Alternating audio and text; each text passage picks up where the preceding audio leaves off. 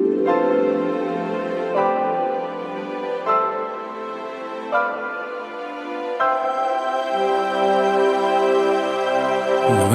चरहट के हिंदी में आप सभी का स्वागत करते हैं। अनंत चतुर्दशी 19 सितंबर को पड़ रही है।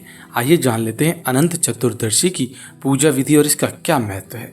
और इसी दिन गणेश विसर्जन भी किया जा रहा है। भादों यानी कि भाद्रपद मास के व्रत व त्योहारों में एक व्रत माह की शुक्ल चतुर्दशी को मनाया जाता है, जिसे हम अनंत चतुर्दशी कहते हैं।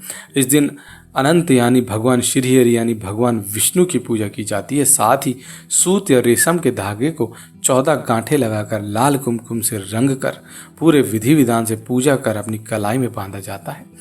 इस धागे को अनंतः कहा जाता है, जिसे भगवान विष्णु का स्वरूप माना जाता है। मान्यता है कि यह अनंत रक्षा सूत्र का काम करता है।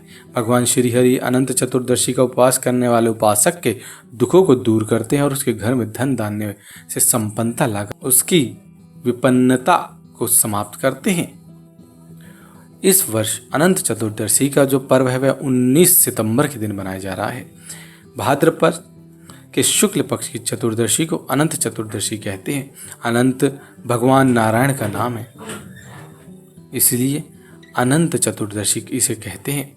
इस दिन भगवान अनंत का पूजन और अर्चन किया जाता है।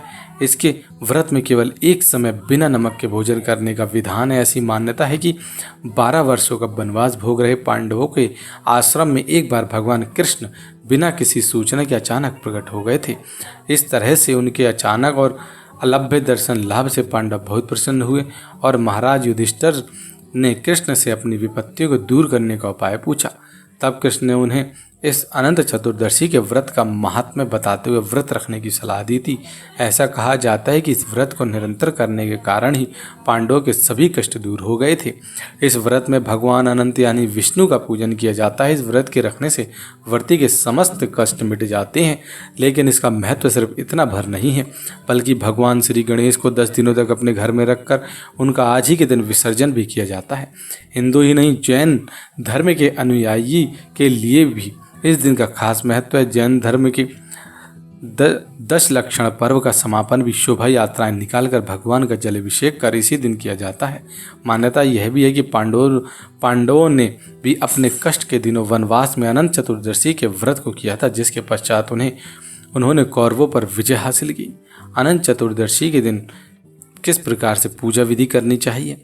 इस व्रत में यमुना नदी, भगवान शेषनाग और भगवान श्री हरि की पूजा करने का विधान बताया जाता है।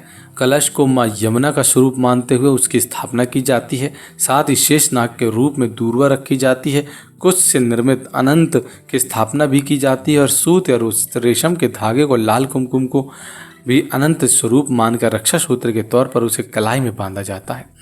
अनंत चतुर्दशी पर भगवान श्री गणेश का आह्वान कर उनकी पूजा इस दिन अवश्य करनी चाहिए और साथ ही भगवान विष्णु और यमुना नदी और भगवान शेषनाग की पूजा भी करनी चाहिए, तभी ये पूजा सफल होती है। तो उम्मीद करते हैं कि अनंत चतुर्दशी की पूजा से आपको काफ़ी ज़्यादा जानकारी प्राप्त हुई होगी।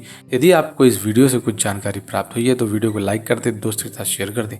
चैनल पर पहली बार आए तो चैनल को सब्सक्राइब कर बेल आइकन जरूर दबा दें। धन्यवाद।